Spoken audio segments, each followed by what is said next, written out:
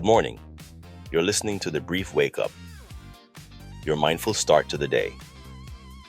I am Handel, your daily coffee companion, helping you wake up informed, thoughtful, and maybe just a little amused before the day gets old.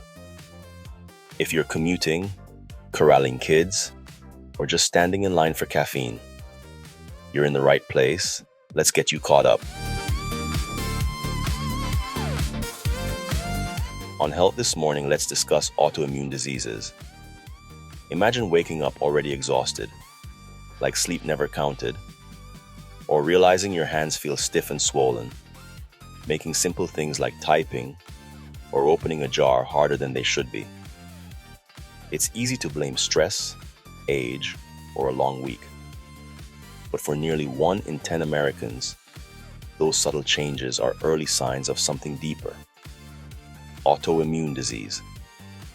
Autoimmune diseases happen when the immune system, which is designed to protect us from infections and cancer, mistakenly attacks the body's own healthy tissues. Instead of recognizing organs, joints, or glands as self, the immune system misidentifies them as threats and launches a chronic inflammatory attack. Over time, that inflammation can lead to tissue damage, organ dysfunction, and real limitations on daily life. From working and exercising to eating, thinking clearly, or even caring for oneself. Part of what makes autoimmune disease so difficult is that it often hides in plain sight.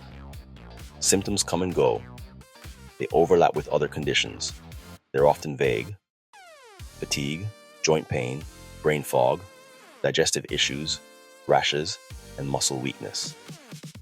Many people live months or even years with symptoms before receiving a diagnosis. And there isn't just one autoimmune disease. There are over 80, possibly more than 100. Some of the most common include rheumatoid arthritis, which targets the joints, lupus, which can affect the skin, kidneys, heart, and brain, multiple sclerosis, which damages nerve insulation, type 1 diabetes, which destroys insulin-producing cells, Hashimoto's thyroiditis, which inflames the thyroid, and inflammatory bowel diseases like Crohn's and ulcerative colitis. So what causes the immune system to turn inward? It's rarely just one thing. Most experts describe a multi-factor process such as genetic susceptibility, environmental triggers like smoking, pollutants, or chemicals, infections both viral and bacterial, hormonal influences, which help explain why autoimmune diseases disproportionately affect women, and increasingly, gut health, since much of the immune system lives in the gut. Stress, poor sleep, and disruption of the microbiome can also all push the immune system toward dysfunction. Now, while autoimmune diseases cannot be cured, they can be managed. Treatment is highly individualized and may include hormone replacement, like insulin or thyroid hormone, anti-inflammatory medications and corticosteroids, immunosuppressants or biologic therapies, and disease-modifying drugs that slow progression. During severe flares, hospitalization may be needed. Long-term care often involves regular labs, imaging, and specialist follow-up. And lifestyle matters a lot. Adequate sleep, stress management, low-impact exercise, physical or occupational therapy, and balanced nutrition that supports gut health all play a role in reducing inflammation and preserving function. The takeaway is this: autoimmune disease can be invisible. It can be frustrating, and it can take time to name.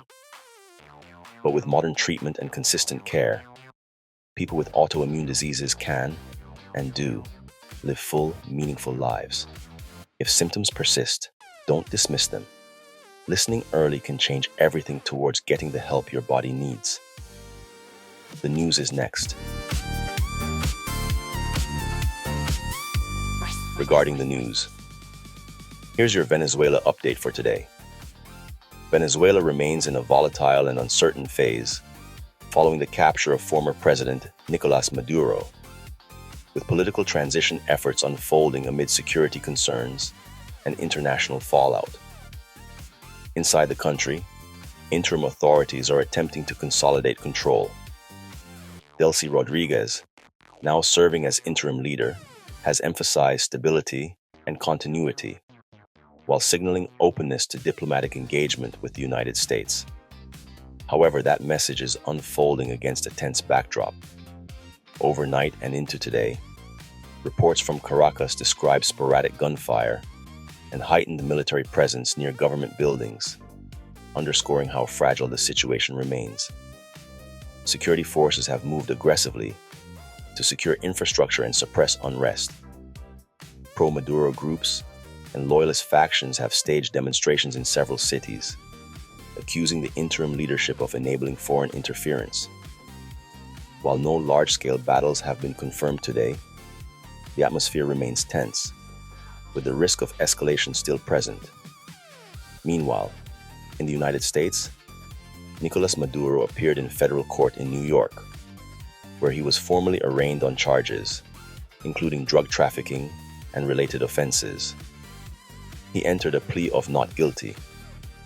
The proceedings mark a significant moment, as the case against a former sitting head of state moves fully into the U.S. judicial system. The legal process is expected to be lengthy and politically charged. Concerns over civil liberties are also growing. Several journalists were detained while covering protests and security operations. While some have since been released, international press organizations are warning that media access inside Venezuela is rapidly narrowing at a critical moment. At the international level, today's focus has turned to the United Nations. During sessions in New York, multiple countries sharply criticized the U.S. role in Maduro's capture, calling it a violation of Venezuelan sovereignty and international law. Several member states demanded an emergency review of the situation, urging restraint and a return to diplomacy. Other nations, while stopping short of endorsing the intervention, acknowledged the scale of Venezuela's humanitarian and governance crisis, emphasizing the need for de-escalation, humanitarian access, and a negotiated political transition. Calls for mediation by neutral international actors are growing louder. In summary today, Venezuela is in a transitional moment marked by uncertainty. Interim leadership is asserting control. Legal proceedings against Maduro are underway in the U.S. Protests continue at home, and international pressure is intensifying at the United Nations. What happens next will likely hinge on whether the situation stabilizes politically or slips further into confrontation. That's the latest on Venezuela. We'll continue to track developments closely. We will continue with our discussion on music. In our continued discussion of music, we focus on how rhythm regulates us. Your body is already keeping beats and functioning through and around them. Your heart, your breath, and your steps. Rhythm doesn't enter the body from the outside. It meets something that's already there. The human nervous system is built around oscillation. Heart rate rises and falls. Breathing speeds and slows. Neural circuits fire in patterns, not constants. When rhythm appears, in music, in chanting, in drums, the nervous system responds automatically. Breathing begins to synchronize. Heart rate adjusts. Muscle tension shifts. This isn't metaphor. It's physiology. Rhythm entrains the body. It brings scattered systems into alignment. At the center of this is heart rate variability, the subtle variation between beats that reflects how adaptable your nervous system is. Higher variability signals flexibility and resilience. Lower variability signals threat and rigidity. Slow, steady rhythms increase vagal tone and activity of the vagus nerve that tells the body it is safe. Breathing deepens. Cortisol falls and the body shifts out of defense. That's why a slow beat can calm anxiety. Why a steady tempo can steady panic. Why certain rhythms feel grounding while others feel agitating. Faster rhythms do something different. They increase arousal, but in a structured way. They mobilize energy without chaos. That's why music can lift fatigue during training. Why your body tolerates effort better when timing is predictable. Why rhythm turns exertion into flow. Your brain is not guessing what comes next.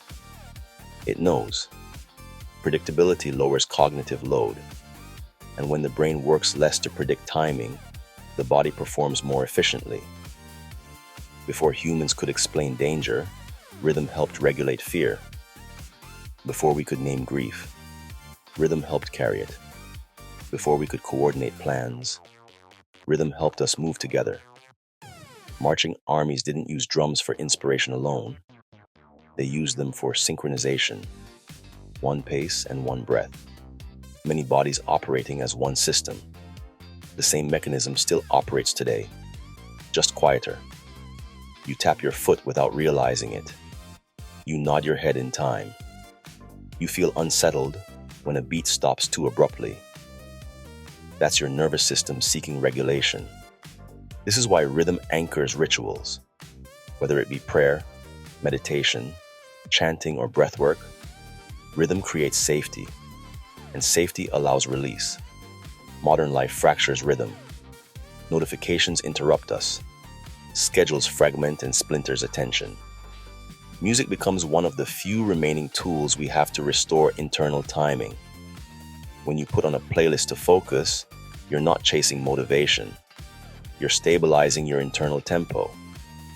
When you play music to fall asleep, you're not filling silence. You're guiding your nervous system downward. And when silence feels unbearable during stress, it's not because you need noise. It's because your body needs structure. Rhythm provides that structure. Music works even when lyrics don't matter. Why instrumental tracks regulate so deeply. Why a beat alone can shift mood. The nervous system doesn't listen for meaning first. It listens for timing. Music regulates us because rhythm reminds the body how to be human, how to breathe, how to move, and how to settle. We don't just listen to rhythm, we synchronize with it. And when the world feels chaotic, rhythm offers something rare and essential. A steady pulse that says you're safe enough to keep going. Music is emotional regulation disguised as entertainment. Tomorrow we discuss music as the great communicator. The lighter roast is next. I've come to believe something pretty simple. Life is one long negotiation, and that's the basis for our lighter roast this morning. Not in the dramatic boardroom sense, just quiet, constant bargaining. And nowhere do you practice that skill more than in long-term relationships. Specifically, the people who stay. These are your partners, family, or close friends. The ones who don't disappear after the first disagreement. Because long-term relationships aren't built on grand moments. They're built on agreements, most of them unspoken. Who's more tired? Who reaches out first? Who pretends not to notice the thing that's been sitting there for 3 days? Or the comment that probably deserved a follow-up? Every day, you're negotiating energy, time, or attention. Not just what you say, but when you say it, and whether now is the moment or a strategic delay. We think negotiations are about winning. But in real relationships, winning usually just means you've created a future problem. You didn't resolve anything. You just deferred it with interest. People who have known each other a long time don't argue about the big things very often. They argue about tone, about pauses, about whether okay meant agreement or quiet resistance. And here's the lighter truth. If someone you know well says, "I'm fine," and you believe it immediately, you're either brand new or wildly optimistic. The best negotiators in long-term relationships aren't manipulative. They're observant. They notice when silence means space, and when it means resentment quietly unpacking its bags. They know when to push when to pause, and when being right costs more than it's worth. Because the goal isn't to dominate the conversation. It's to keep the relationship intact enough for the next one to happen. Over time, you learn that smoother relationships aren't conflict-free. They're just better renegotiated. Clear expectations and clean boundaries. Small concessions made early, instead of big ultimatums dropped late. So if you find yourself constantly adjusting, recalibrating, or checking in, that's not failure, that's longevity. Silence isn't peace. Avoidance isn't harmony. Those are just meetings no one has scheduled yet. Life really is a negotiation, and the people who do best at it aren't louder or sharper. They're clearer, they listen longer, and they understand the only deal worth winning is the one that still works tomorrow. Next up is our commemoration. Today, January 6th, is a date that carries lasting weight in American history. On this day in 2021, the peaceful transfer of power, a cornerstone of democracy, was violently disrupted when the United States Capitol was breached during the certification of a presidential election. Regardless of political affiliation, the events of January 6th served as a stark reminder of how fragile democratic institutions can be, and how dependent they are on shared norms, restraint, and respect for the rule of law.